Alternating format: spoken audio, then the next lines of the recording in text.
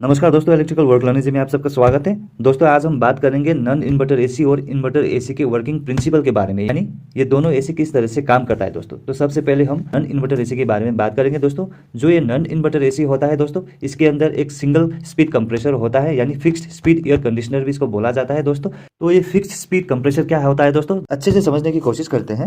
तो मान लीजिए कि आपने एक नॉन इन्वर्टर एसी रूम में लगाया है और आपने टेम्परेचर को 24 में सेट कर दिया है दोस्तों।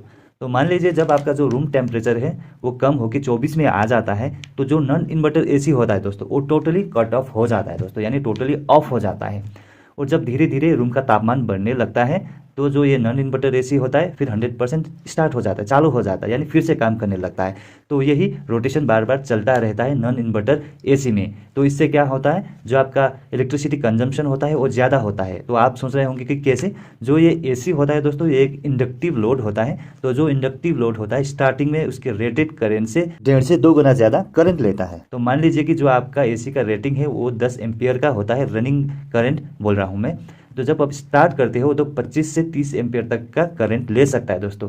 तो बार बार अगर ये ऑफ होगा फिर ऑन होगा, ऑफ होगा ऑन होगा, तो जो स्टार्टिंग करंट है वो बार बार ज़्यादा लगेगा दोस्तों। इसलिए कहा जाता है कि जो नॉन इन्वर्टर एसी होता है उसका इलेक्ट्रिसिटी कंजम्पशन ज़्यादा होता है दोस्तों। तो जो ये फिक्स्ड स्पीड कंप्रेसर मैंने बोला या सिंगल स्पीड कंप्रेसर बोला, इसका काम यही होता है कि ये सेट किया हुआ टेम्परेचर पहुँचने पर ये ऑटो ऑफ हो जाता है। ओके, अब दूसरी ओर बात करते हैं इन्वर्टर एसी के बारे में। इन्वर्टर एसी के अंदर आपको वेरिएबल स्पीड कंप्रेसर देखने को मिल जाएंगे।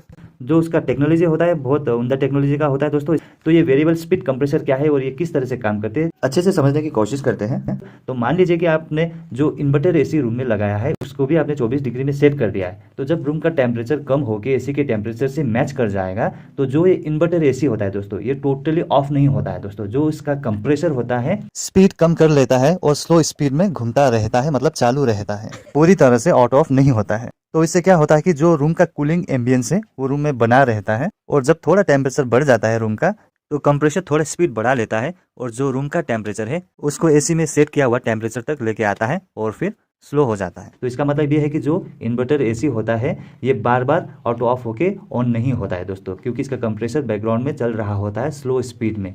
इसलिए कहा जाता है कि जो इन्वर्टर एसी का इलेक्ट्रिसिटी कंजम्पशन है वो नॉन इन्वर्टर एसी की तुलना में कम रहता है, इसलिए इसका जो इलेक्ट्रिसिटी कंजम्पशन है वो भी कम रहता है।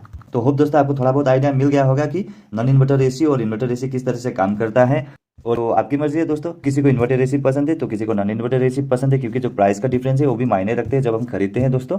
और आप दिन में कितने घंटे यूज़ करते हैं इसके ऊपर भी डिपेंड करता है जो बिजली का बिल आता है दोस्तों। तो आप अगर ज़्यादा यूज़ नहीं करते हो एसी, दिन में 5-6 घंटा यूज़ करते हो तो आप नॉन इन्वर्टर एसी की ओर भी जा सकते हो। अगर आप दिन में बहुत ज़्यादा यूज़ करते हैं यानी कि 14-15 घंटा यूज़ करते हो तो आप इन्वर्टर एसी भी ले सकते हो, क्योंकि उसमें जो बिजली का कंजम्पशन होता है वो नॉन इन्वर्टर एसी की तुलना में कम होता है दोस्तों।